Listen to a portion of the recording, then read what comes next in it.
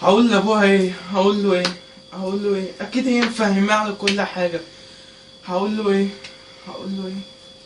هقول له اللي انا شريتها من على القهوه، ولا هقول له اللي احنا بقالنا 3 شهور مقضيينها مع بعض خروجات ومنتزهات وسينما؟ ده كده هيقفشني، كده هيقفش.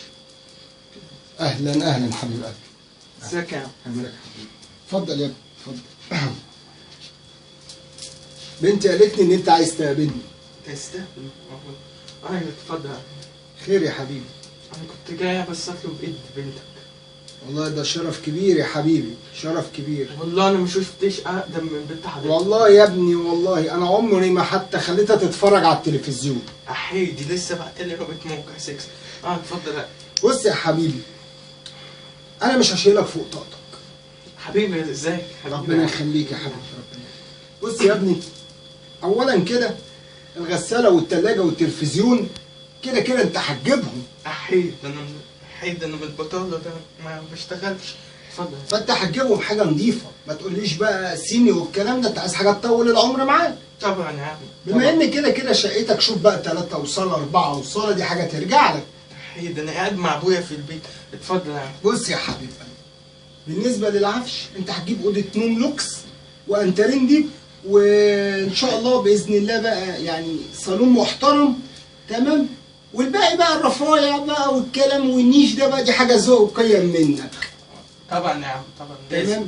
بالنسبه للسجاجيد، ان السجاجيد الشركون حلوه بس درجه تانية، احنا هنجيب مكه. ده هيتأمر بقى. اتفضل.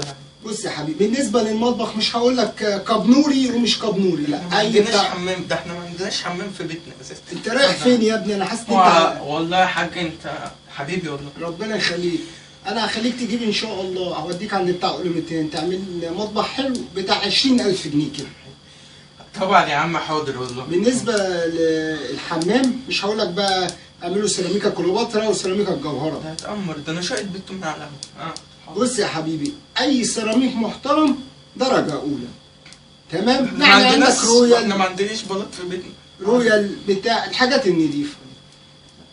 رابع حاجه يا ابني، انت زي ابني، انت ترضى ان اختك واحد ياخدها يعذبها معاه؟ لا طبعا يا حاج، لازم انا اتعذب. لا يا حبيبي، بعد الشر عليك يا ابني، بعد الشر.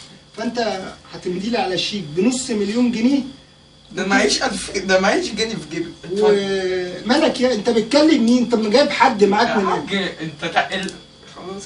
تمام، نص مليون كده وعليها. ده احنا بيتنا مش معدي ال 1000 جنيه. تمام. وتمدي لي على قايمه. الحقيقه المره حاج. قول يا ابني. انا وشيت بيتك من على القهوه. شقت بيت انا من على القهوه؟ زي ما بقول لك كده حاج والله. ليه يا ابني؟ انت مش اتعرفتوا على بعض في النادي؟ دي بتضحك عليك يا حاج وبتشتغلك. اقول لك بقى حقيقتي. قول يا اسمي.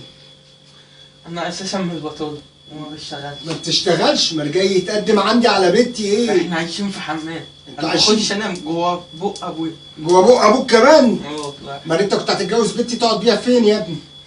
انت كنت طمعان في اوضتها بقى. ما احنا كنا هنناموا مع بعض. نناموا مع بعض على مبدأ ان انت اخويا الصغير؟ وايه الولد الصايع اللي انت حاططهولي على الفلين؟ مش الولد ده اللي بيسب الدين؟ يا عم نقعد بقى. الولد ده بتاع اليوتيوب الصايع، امشي يلا من هنا ولا الصايع. نقعد بقى. امشي يا ده عايش. والولد الصايع اللي انت فرحان بيه ده انتوا تربيه. فين ايام لما كانت الفنانه سهير رمزي تطلع بالبكيني ونقعد طول الفيلم نحط عينينا في الارض؟ مالكش دعوه. يلا بالولد الصايع على فلنات. مش الواد ده اللي بيشتم في الخليل الفنان المحترم؟ ماشي الخليل بدون. يلا يا واد يا صايع، وخد الواد الصايع ده معاك. يلا يا ولاد الكلب. ابص لروحي فجأة لقيتني كبرت فجأة، تعبت من المفاجأة ونزلت دمعتي. قوليلي ايه يا مرايتي، قوليلي ايه حكاية الكنش دي نهايتي واخر قصتي. ابص لروحي فجأة لقيت